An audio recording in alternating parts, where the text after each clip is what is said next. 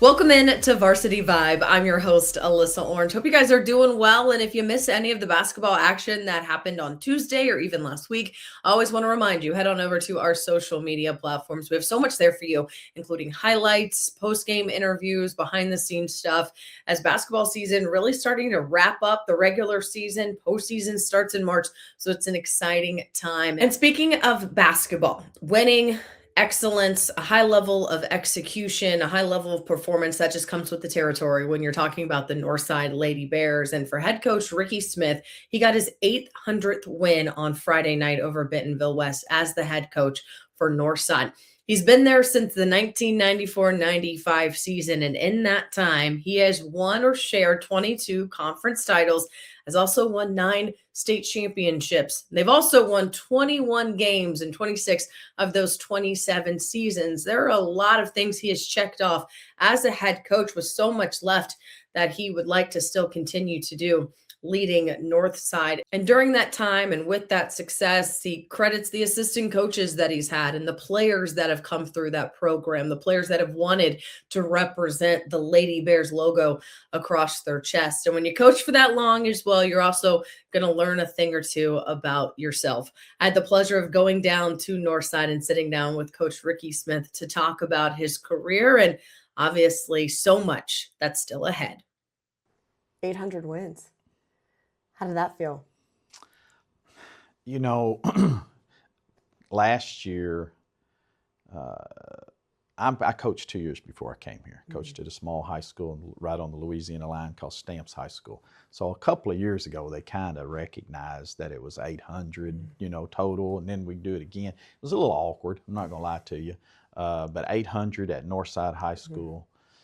I remember when I took the job, the day I took the job, I was the 25-year-old, 24-year-old young coach, and if you would have ever told me that I would be here 32 years and win 800 ball games, I would have probably wouldn't have believed that. But you start thinking back, a tremendous amount of great assistant coaches that have been a part of it, great administrators, that help support us, but more importantly, great players.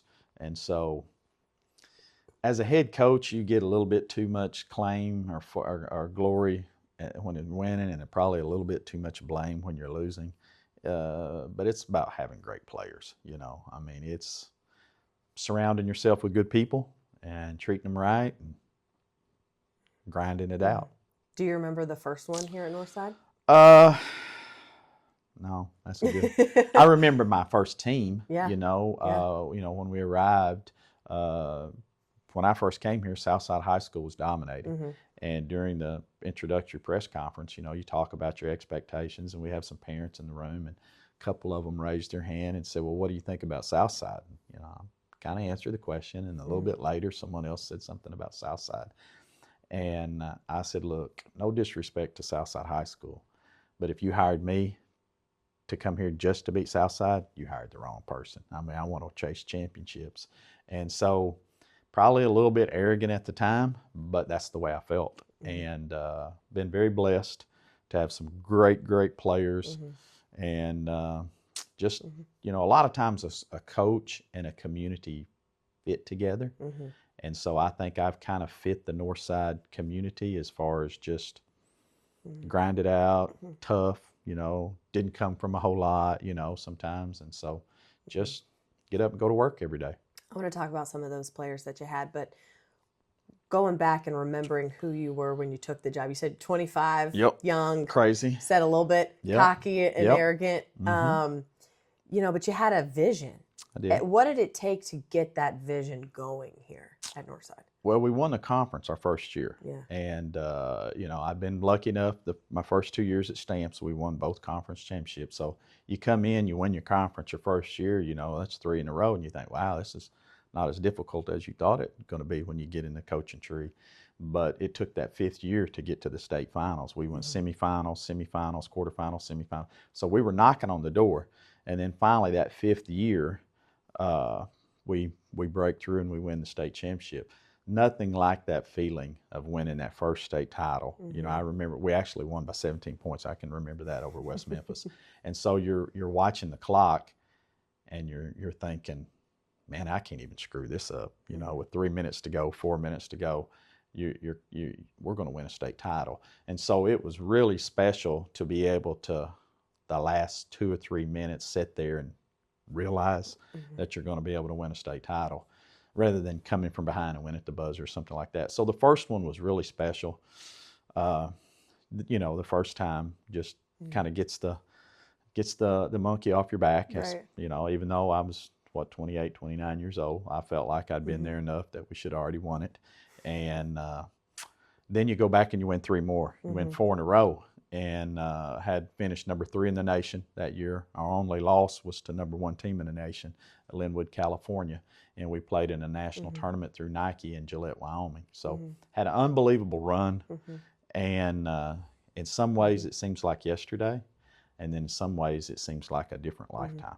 So just very blessed to be at Northside High School. And now you got all these people who are asking you just about Southside, asking you win another state championship. That's when the narrative changes. Absolutely. We had a sign in our locker room that one of the kids, the cheerleaders, had made for the bus, and it had 2 written on it to go for back-to-back state championships. Well, we won it, and so someone marked a line through it and put 3. And I'm like, well, I'm going to keep that.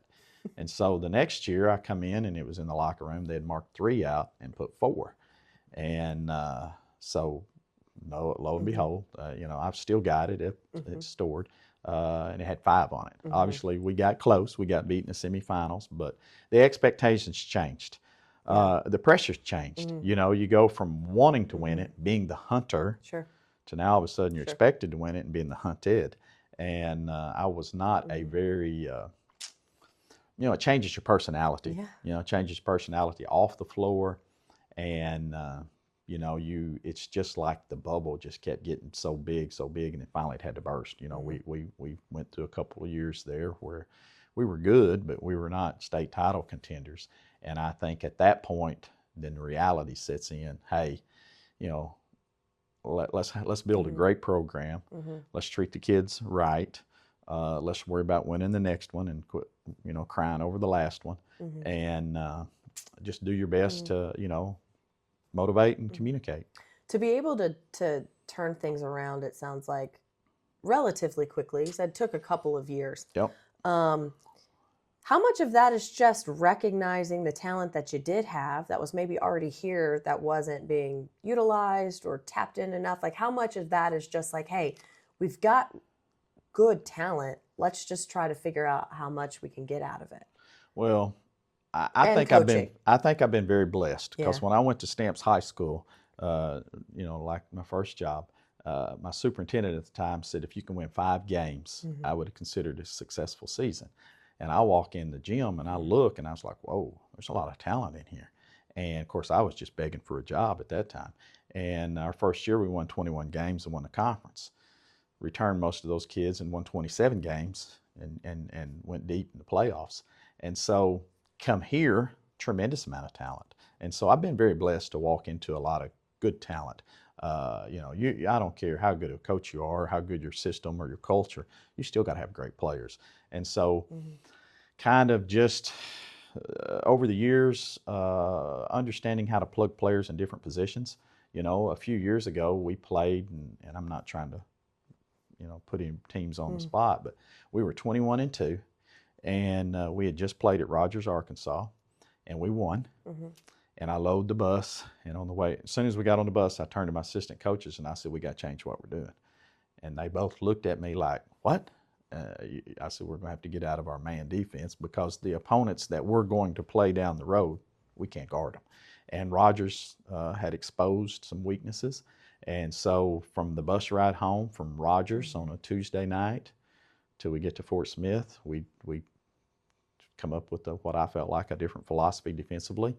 And Friday night, Wednesday, Thursday, we implemented it. Friday night, we come out and played a very, very good Springdale team, and went 1-3-1 and won. Had a successful run. Well, you know, I think we went to the semifinals that year. So a lot of coaches being 21-2 are not going to jump out there and say, we got to change what we're doing. You know, we're just going to ride it. But I knew what was coming. And so very blessed to be able to be a part of some teams that we got the most out of. Now, honestly, somebody told us, y'all have been to 14 state championship games. I have a student teacher that was student taught for me at Stamps. He's now a football coach there in the Nashville area. And, he texts me, do you realize how close you could be? We've been beat at the buzzer, I don't know how many times, but I know we've been to the semifinals like 10 or 12 times. So realistically, we could have over 20 trips to the finals if we played the way I thought we should. So everybody says, oh, you've been to finals 14 times. Honestly, we probably should have been more. I mean, let's just say it like it is. But great assistant coaches. Yeah.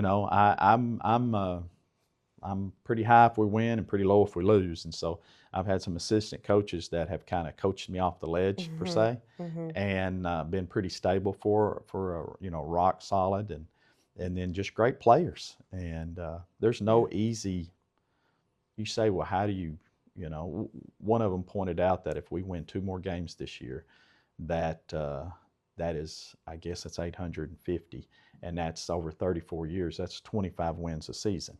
And so you back up and you say, wow, you averaged 25 wins for 34 straight years. Now, there was a little variance in there, but average 25 wins, that's pretty good, considering the level of competition that we play, and our non-conference is all the national tournaments and stuff that we go to. So very proud of that, proud of the consistency, but you're really just worried about the next game, and like this interview's a little awkward. I'm not gonna lie to you. Sure. When my athletic director, Miss Steele, Friday night came over and said, stay on the floor, we're gonna recognize you. And I'm like, for what? She said, for 800. I go, we already did that, She goes, no, it's for Northside. I go, I don't really like that. It's not about me. It's about the kids and the players, and maybe at the end of it, you look back and you say, wow, But right now, I mean, there's a big game coming up. You got big, 5 conference games left, and then we're going to try to make a run at it again this year. We're real young, but we're close, and if we get the, things fall into play, we'll make a run at it. But it's a little awkward. I mean, it is. I mean, any coach that will tell you, does it feel like a distraction, or is it just because it's just like the focus is so much in a different direction? I just don't want it to be about me. Yeah. I mean, this is not about Rickey Smith or, I like the fact that our program's getting recognized for our players to let them see, but they have nothing to do with those other 28 years, or 30, whatever it is. I mean, it's just about, I mean, if you're not going to keep winning if you're looking backwards. I mean, there's a reason the rear view mirror is about that big. Right. And the windshield's about that big. Yeah. So got to keep looking forward. And so just very blessed. I mean, I want to thank everybody that I've been a part of it with me. I look back, and early in your career, even before I had children, I was probably a little too demanding. Maybe wish I would have been a little bit more understanding and maybe even a little more caring. I had one thing, and that was success. And, as you get older, you appreciate things more. And so, now we come in our locker room, we either say, hey, we win, or we get beat. I have a hard time losing. Now, if another team comes in and beats us, we go shake their hand and say, see you in a month. But if you lose a game that you're not supposed to, get beat, that's frustrating. Yeah. But yeah, that's the competitor in you. Very much so. I was the youngest child and had older brother and sister, and we had some good fights. Hold your own. We had some tremendous fights in the backyard, my older brother and I. And my father even said he was going to cut our basketball goal down because I usually lost the basketball game, and I definitely lost the fight. But it's just the will to win. Right. And when Jim Rowland hired me, my athletic director, who was here for 52 years, tremendous role model, like a second father to me. He said, Coach, I want to make the Northside girls relevant. Yeah. And so, that's what you want. You want to be relevant. I wear a suit, a coat, and a tie. And that was during the interview process. If I hire you, will you wear coat and tie? Yes, sir. And so he's gone now, and but you set the standard, and the Yeah. expectations doesn't change. Yeah. You know. Well, everyone who walks in this building, it was cool for me to take some time to look at the photos and the teams and the trophies. Mm-hmm. You talk about your assistants and your players.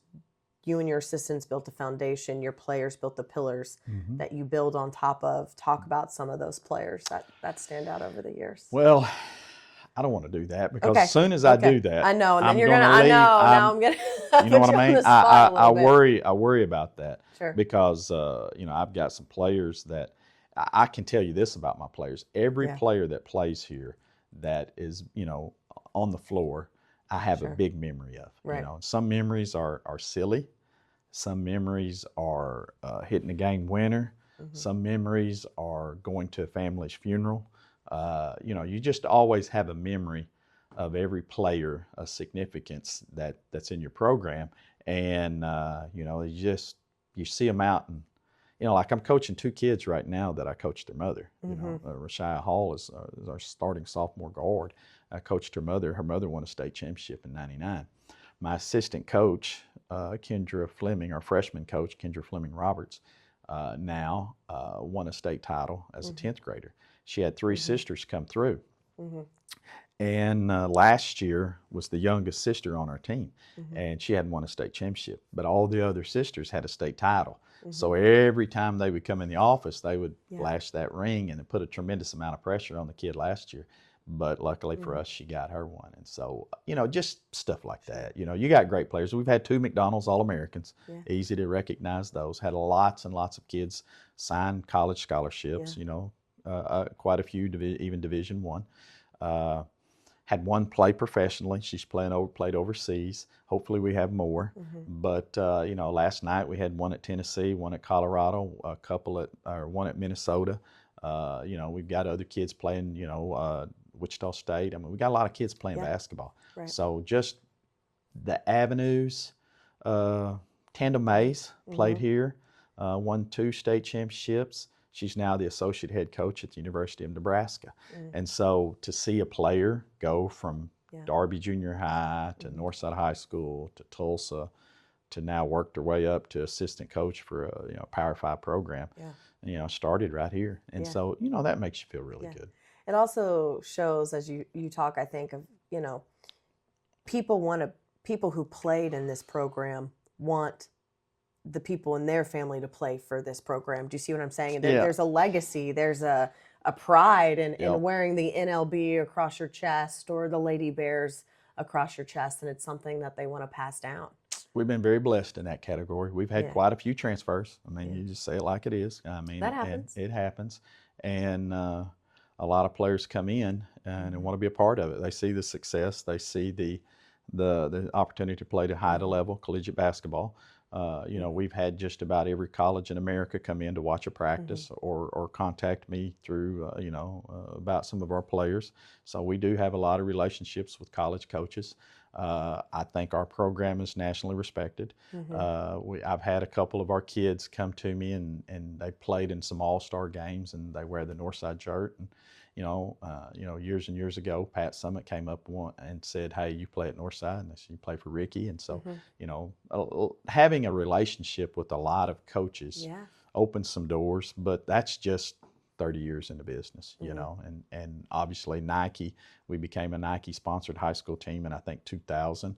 And so been able to work a lot of the Nike Skills Academy, the Nike Girls All-American camps, even was allowed to be the head coach or chosen to be the head coach of the Jordan Brand All-Star Game in 2019 in Vegas. And so got to coach Alyssa Boston, a lot of the kids that are playing in the WNBA, Rickey Jackson, had a lot of those kids on our team. And so just been blessed to be a part of a lot of great memories. Basketball has opened a lot of doors for me and my family. We're talking like it's the end of it, but I still feel very passionate about the game, enjoy the competition, hate losing. But you start thinking, and I know everybody's asked me, how many more years, Coach? How many more? Well, number one, as long as the good Lord allows me to stay healthy and successful. And then, you love your job, I don't view going to work every day. I get to go to school. Yeah. And so the kids keep you young. Mm-hmm. We're still competing at a very, very high level. And, you know, we got a lot of young players. I have a son that's a 9th grader. Mm-hmm. And so I would really hope to watch him play his way through. But we still got a little gas I was going left. to say, I hope you don't think this is the end. I don't want it to sound that way. No. Well, you know, when you start looking at numbers and you Sure. start talking, you know, I'm So just sometimes it's like, oh my gosh, everybody that all thinks- that has happened. You're yeah, right. Yeah. When you get 25, everybody say, "Oh, when you going to get married?" Well, you know, I mean, when you start coaching 30 years, when you going to retire? Yeah. You know, as long as we're successful, Yeah. I mean, I enjoy what I do. I mean, I've had other opportunities, had a chance, you know, to go to coach college basketball, but just timing was never right. My family's here. My daughter's married and has a job, and a great job in the community, and you know, I got another one in college. My wife's an administrator in the district, and so Fort Smith's my home now. Yeah. You know, when I first came here, I came for the only time I'd been to Fort. We came for a scrimmage, and that's kind of a unique story too. But when I played at Arkansas Tech, the first time I ever came was to a scrimmage game, and when we finished, they shoved all the freshmen into the back of the vans, and it was right out in the parking lot. And this is a true story. One of the other freshmen on the team, we were crawling, and I kept looking out this way. And I'd never been to Fort Smith. Yeah. I'd never been to Grizzly. You know, you go into the Condard Arena or Fieldhouse, and I'd never been here. And I kept looking, just kept staring out in this area. And he goes, "Dude, what are you looking at?" And I was looking at an empty parking lot, which we're sitting pretty close area. And I said, "I have no idea." He goes, "Well, what do you keep staring at?" I go, "I don't know. There's just something really weird about this place." Now, Sure. 30, 35, you know, I was still in college then, but did I know I would come back here and coach? Had no idea. But I just remember thinking, wow, Northside High School, this is a pretty, you know, you heard a lot about the football tradition in the city of Fort Smith, but never dreamed that I would be here. But it's gone by fast, you know, and, you know, when I came from Stamps for an interview, I was so intimidated by the traffic, by the size of the school, and, you know, but you want to have an opportunity to be successful. I saw a tremendous opportunity here, great potential, and just thought, man, that the players there fit the system that I want to run. You know, I want to press and trap and play fast, and I thought it was a good fit, and been pretty lucky. How much have you changed from that 25-year-old coach that was hired when you walked through the doors A here lot. the first time? Yeah. I got 17 technicals my first year. Okay. Yeah. Where are we at now? What's our average? Yeah, no, I don't know. But I got 17 that first year. I do remember man. that. Probably deserved some more too. I mean, honestly, I got 2 in the district championship game in junior high at Stamps. But back then you could get 3 before you. I've never been ejected. Yeah. But in the last 5 years, 7 years, probably 2 or 3 maybe. Okay. I'm not even sure. I don't know. It's been so long. But was wound pretty tight. Just the you know, you coach differently. Yeah. You know, I went in every day in practice. Somebody got kicked out of practice. You know, I mean they did, and so now I think I'm not sure if I've kicked anybody out this year. I did last year, but you know, it's about to me, it's about. Sure.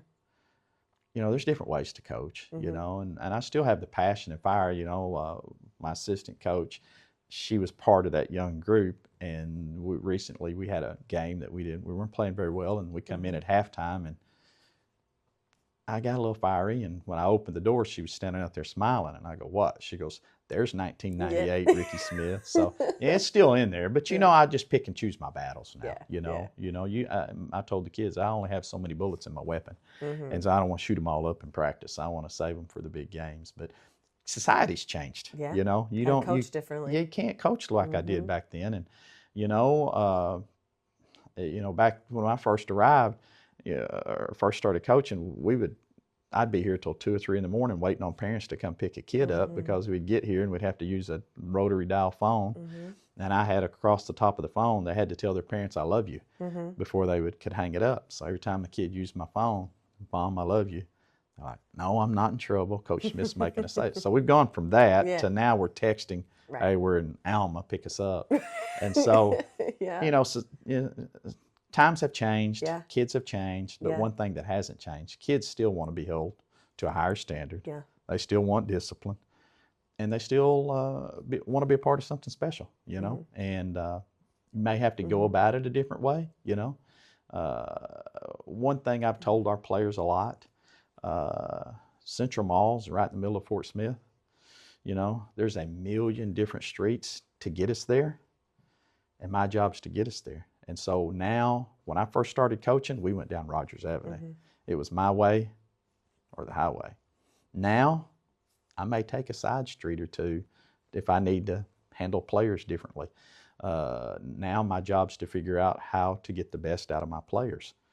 And, you compromise. Early in my career, there was no compromising. It was my way or the highway. And so as you get older, I don't want to, one of my older players came in and said, oh, you're soft. And I was like, well, I don't yell and scream like I used to, but just hang around and watch practice. We're still going to do the same things that you did. We do it in a different manner. And so, boys play good. Boys feel good if they play good. Girls have to feel good to play good. And so we have adapted.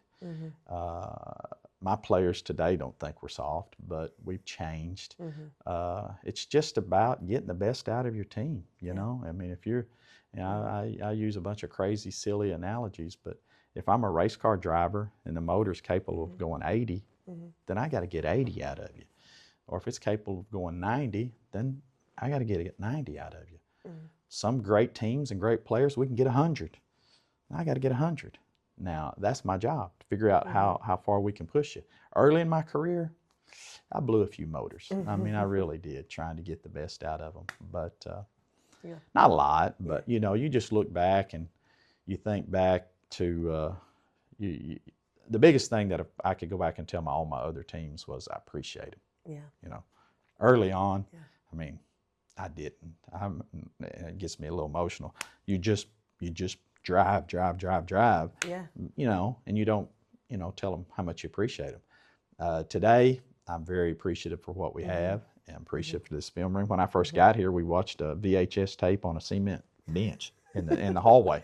Do your players even know what a VHS tape is? Yeah, well, I still got them. Okay. My assistant coaches call me a pack rat because I worked hard to get those VHS that would dub our tapes, and we would spend so much time cutting up videos, and spend a lot of money, raise some money. I'm not throwing them away. I still got them in the locker room. I actually, a few years ago, before we all went to the digital huddle, I had a coach come down and say, "Hey man, can I get your game from a previous opponent?" I said, "Sure." I handed him the VHS tape.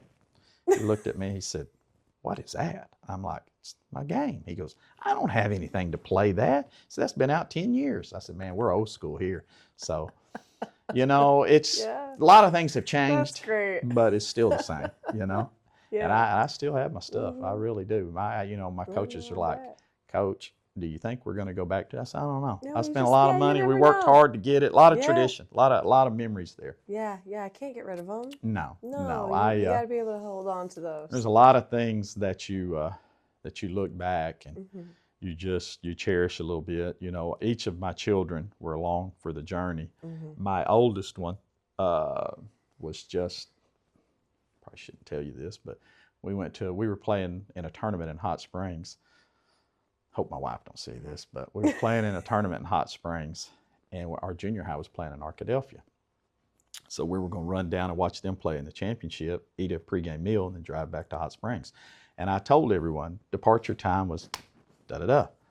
Well, I guess my wife didn't hear that. And so my first child was an infant, and she was in the carrier, and she was with us. And so time to depart. Well, if that baby's not ready. We loaded the bus. Well, I was so focused on the game that night, I didn't look and see if she's on the bus. She'd gone to the bathroom to change the baby. Well, we load the bus, and it's complete silence. I'm not letting anybody talk. And a few miles down the road, one of the kids said, "Hey, Coach, where's Miss Crystal?" Turn around and look, and I go, my assistant at the time, Scott, I said, "Scott, where's Crystal?" He goes, "I don't know." I'm like, "Oh, well, there was no cell phones back then." It's like, oh, shoot, turn the bus around. So we drive back. Well, the game's over. She's standing in the parking lot holding the baby, big tears. So she don't say anything. She knows it's game day. She gets on the bus, sits down, doesn't say a word to me. We go back to Hot Springs. We win the championship. And as soon as I walk out the door after the game, she lights me up. And I deserved it.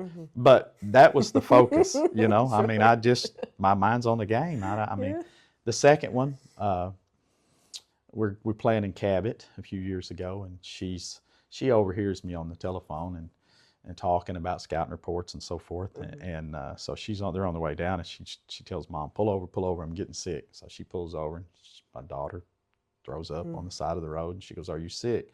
She goes, I'm nervous. No, I'm nervous. She goes, why are you nervous? She goes, pardon my French. I heard Dad tell someone we're gonna get the hell beat out of us on the phone. And so she pulls over, she's throwing up. And so, you know, I'm a little more negative, you know, in private life. And so that's number two. Number three, my son, we played Sasha Goforth from Fayetteville, who's assistant at Arkansas now. And we played him in 2019, and it was the COVID year. And I told our players, if you can hold Sasha under X number of points, we'll win this game. And he's about 6 or 7 at the time, and he's watching the scoreboard. He's not watching the score, he's watching Sasha's points. And so we held her 1 point under, I think 16 or 15, whatever it was. Still a high number. I mean, she's a great player, but we lost. He did not tell me the entire spring, summer, fall. Fast forward a year, we win the state championship in 21. It was 2020 because we win it in 21. And on the way home, after we won our state championship, he said, Dad, you know you lied last year. I said, I lied last year? He goes, yeah. I go, a year ago? He said, yes. I said, how? He said, well, you told the team if we held Sasha under this, we'd win. And he said, we held her to 115, I think 16. And so he said, but we didn't win. So I pulled the car over and I said, you've waited a year to tell me that? He goes, I wasn't going to tell you until we won another state championship. So not only do you go through the roller coasters, your children, my wife, you know, my wife's been there. You know, you say, well, you won 800 games. Yeah, but I've lost about 150 or I don't know how many. That's a lot of losses. And anyone that knows me, you know, it's sad because Friday night we played Bentonville West and we won a big basketball game. And all of my children were here at the game. And so they're all sitting there. If they know if we win, hey, we're going to go out to dinner. But if we lose, they scatter. You know, they go home and you know, I won't. My oldest daughter, I won't speak to her all weekend. My two will go straight to their bedroom. You know, they don't eat. So it's not just a coach that goes through such an emotional high and low. You know, it's, you know, I've actually got my own term for it. It's not bipolar. Call it ball polar. You know, and so there's a little ball polar at our house. And fortunately for me, my wife she's been through it. She knows the seasons. You know, when we win a state or you know, or lose. My kids always say, oh, we always go to the beach. We have a better summer. You know, if we lose, Dad mows and weed eats, and you know, we clean the house forever. And you know, it's just. It's a vicious cycle. It really is. I mean, it's, you know, it's a love-hate relationship. I love it, but at times I hate it. And it's just so, it's just the challenge and the drive, you know. When I first started coaching, it was to prove that we could win and prove that I could get the job done or we could get the job done. And then when you start winning, then it's like, you know, got to keep it up there, you know, prove that it wasn't a fluke, you know. I mean, you say, well, you know, you know, they got lucky or had great players, and so you work hard to do that. Now, you get older, it's to prove that you can still do it. You know, hey, you know, when I first started coaching, I was by far the youngest coach in the conference, and now you get to be the oldest coach or older coach in the conference, and you still got that chip on your shoulder to prove that you can still compete at that high level, and so. I know it's crazy, but my players will tell you any little thing that we can find on an opponent to motivate us, to the little chip, because sometimes winning is not enough. You know, you gotta find that little extra drive, something that just, pardon my French, pisses you off, and just gives you a little little chip on the shoulder. There you go. And my kids know that. My players know that. And so you look for stuff like that. And my wife is, you know, she kind of is like, you know, you're grasping for straws. I said, I need that. I need that. And so I'm a little different. You know that. Now that you sat down with me, you know, I think a little differently. Sure. And but to coach and have success at a high level for a long time, you have to think differently. Right. You have to do some stuff to really kind of be different, think outside the box, you know. But no matter how you think or your family, or you still got to have great players. And of all the years, you go back and you say 800. I ask myself, of those 800, how many of those did I have better players than the opponent? A lot. You know, I'm not going to say 800, but pretty close to that. You know, I mean, just say it like it is. Sure. I mean, we're gonna win because I got better players than you. And I'll even tell our team in the locker room, hey, they've got one kid on their team that can start for us. Hey, they got 4 kids on their team that can start for us. And you know, I want our players to know that we should win, or you know, the level of competition we're playing. But and you still have that fire, like you talked about. We're nowhere near done, and you can tell that the players, again, the logo they wear on the front of that jersey means a lot, and it doesn't matter what year it is. They understand what's at stake when they put that jersey on. Absolutely. There's some kids in this film room that are at Northside High School to try to win state titles. Right. And I'm not going to let those kids down by not doing everything in our power to help them get there. So I feel added pressure. Our coaching staff feels added pressure to help these kids get a ring. You know, my assistant coach, Charles Cooper, he'd been coaching for 38 years, and last year was his first state title. So when we won it, I went straight to him. You know, I've been very blessed to be a part of 9 of them, but and then when I was an assistant coach at Arkansas Tech, we won the national championship. So been a part of a lot of great teams, but to take it to someone that's not, to see that joy and that excitement, that's what it's about. That's, you know, that makes all those sleepless nights and getting up at 2 in the morning and sitting in the hot tub till 4 or 5 in the morning, just staring it off in the wild blue yonder, trying to think of a new way to score or to stop a player. But that's what drives you, you know, just that few moments in the locker room that you can never purchase. You can never, you know, you can't get it unless you earn it. And so the highest of highs. That's the highest of highs. Now, losing a big ball game, you know, Fayetteville High School beat us. I still remember Callie Berna hit a 3 at the buzzer in double overtime and beat us by 1 in the state championship. That's the lowest of lows. And, you know, get back a month later and your father passes away from an unexpected heart attack. Hard year, one of the hardest years of my life. And the basketball game had no comparison to your family. But that's what drives you, you know, not wanting to experience that feeling again, you know. I mean, when it hurts you so bad, you know, there's a reason you don't put your hand on a fire, because it hurts. And so when you lose a game, it hurts. So you don't want to lose anymore. And so, you know, you just have to find a way to win. Plain and simple. A very special thank you to Coach Smith for allowing me to come down to Northside and spend some time with him.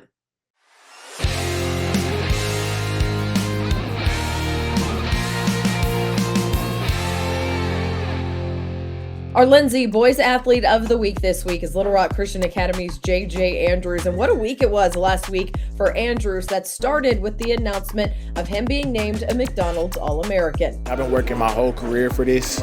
Honestly, it's a big achievement, the biggest achievement I've had so far. And just knowing what I went through to get to this point, what me and my family went through, I'm honestly blessed to have that opportunity. He followed that up with a 40-point performance against Greenbrier in their 78-70 win, and then rounded out the week with 36 points in their win over BB. You know what we've been doing since day one. not worrying about who we playing because we can get beat on any night in 5A. So it's great teams all around. So we can't have an off night. We just got to stay locked in practice, do what we do, and play our game. Andrews is averaging 31.5 points a game, 15.2 rebounds a game, and 3.1 assists per game. And he's also shooting 68% from the field. Congratulations to JJ Andrews, our Lindsay Boys Athlete of the Week, #1 in apartments, golf, and real estate.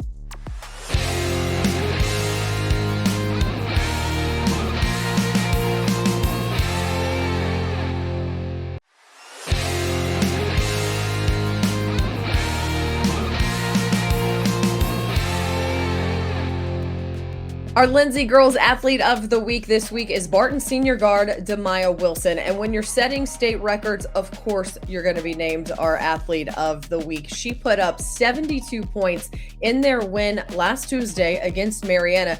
Yeah, you heard that correctly. 72 points in their 94-21 victory. That broke a single game state record that stood for the last 47 years. It was Hartman's Angela Davenport who had 71 points back in 1979. And what makes that even more impressive is Wilson scored those points in just 3 quarters of that game. It was a performance for the record books, but she's been shooting so well for Barton this season, averaging 34.6 points per game, 8.8 steals per game, and 7.9 rebounds per game. Congratulations to Demaya Wilson, our Lindsay Girls Athlete of the Week, #1 in apartments, golf, and real estate.